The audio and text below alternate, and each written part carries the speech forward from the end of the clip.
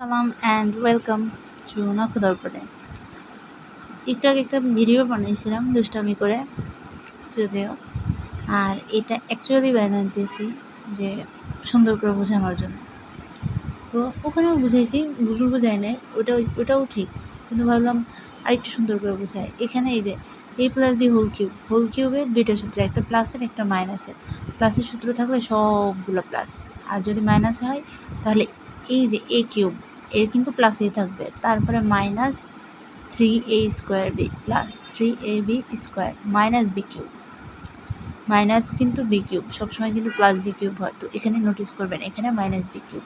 আবার a³ b³ সূত্র a³ plus b³ সূত্র, a³ b³ সূত্র দুইভাবে ব্যবহার করে, একটা যখন মান দেওয়া থাকবে তখন ব্যবহার করবো, আরেকটা যখন মান দেওয়া থাকবে না তখন।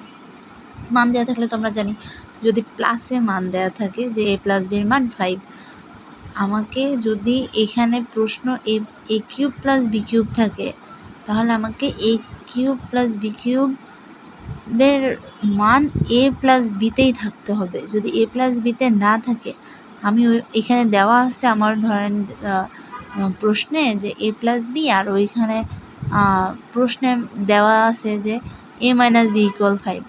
এই a-b = 5কে আমার তখন বর্গ করে প্লাসে মান বের করে তারপরে এইখানে a³ b³ করতে হবে প্লাস দিয়ে।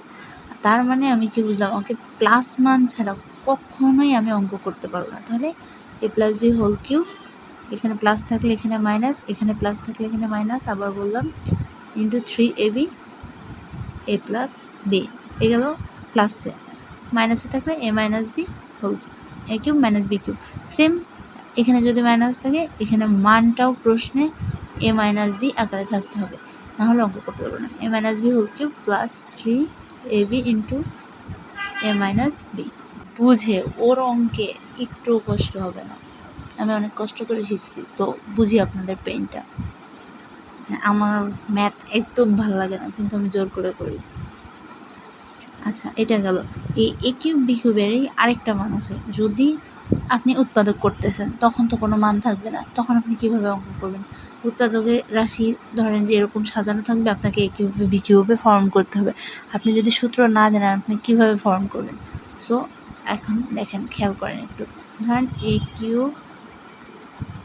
প্লাস b³ এটা মান ছাড়া, তখন a এখানে প্লাস থাকলে এখানেও প্লাস, a প্লাস, আর এটাই প্লাস হলে a² minus ab plus b², আবার a³ মাইনাস b³ এর আরেকটা সূত্র, এখানে মাইনাস হবে, এখানে মাইনাস থাকলে এখানে মাইনাস থাকলে a² plus ab plus b²।